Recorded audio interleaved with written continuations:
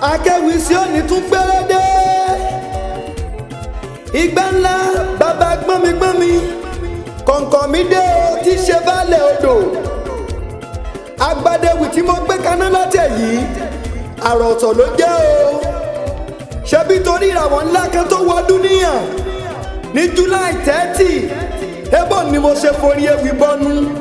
Ìràwọ̀ ológun ọ̀hún balẹ̀ gìjà sílé Mr and Mrs Amusan nílùú Ogbomoso.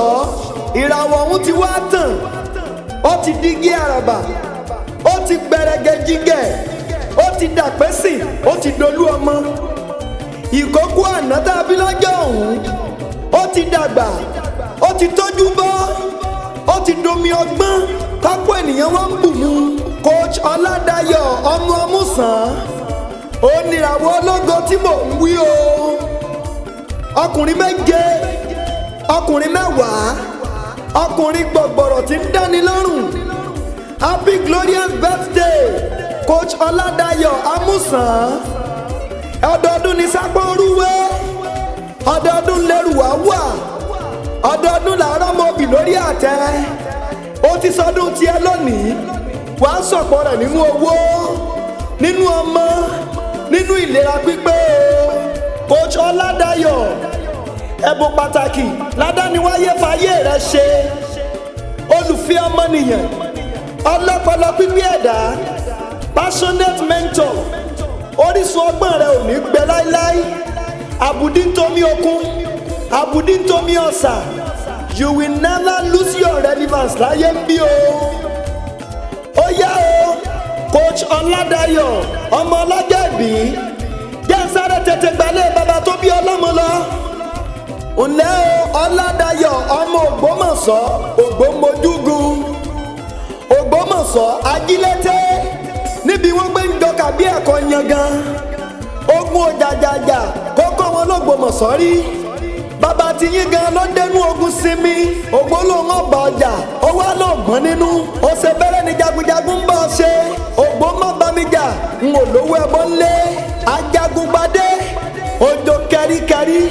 Ṣé bó ń lórí kí àwọn baba ńlá tó bí yín lọ́mọ.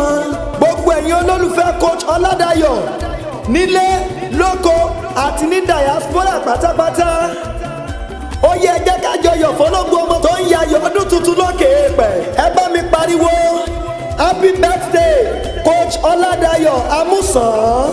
Happy birthday Coach Oladayo Amusan. Àní ẹ bá mi pariwo rẹ̀ lẹ́ẹ̀kan sí i kórìí rẹ̀ ó lè wú jọjọ. Happy birthday Coach Oladayo Amusan. Oladayo Amusan máa wẹ̀ lọ. Ó ti lálàfẹ̀yìntì, ó lè rì bẹ́ẹ̀ ló lè ṣubú. Gbogbo àwọn followers ẹ pátápátá, gbogbo wọn ń kí ẹ happy birthday ayé ààrẹ gángan. Olówó oríire àtàtà Mrs Felicia Amusan ó ń kí ọ happy birthday husband like no other. Ó ní wàá gbọ́, wàá tọ́, wàá fọwọ́ pawú, wàá fẹ̀rìgì jòbì. Òjòjò kì í sowó kó má lè nájà. Bírí lọ́lọ́gọ́jì ẹnìkan ìbọ́kùnrin ẹyẹ lórí ìtẹ́ láíláí. Ó ti ṣe birthday ní 2024, better you in 2025 lórúkọ Olúwa. Ẹ bá mi ṣàmì wìtìwìtì.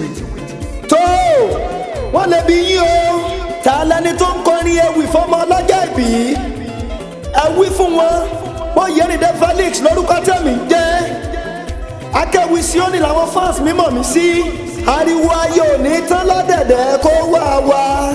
Ìpàdé di láyọ̀ ó dìgbà.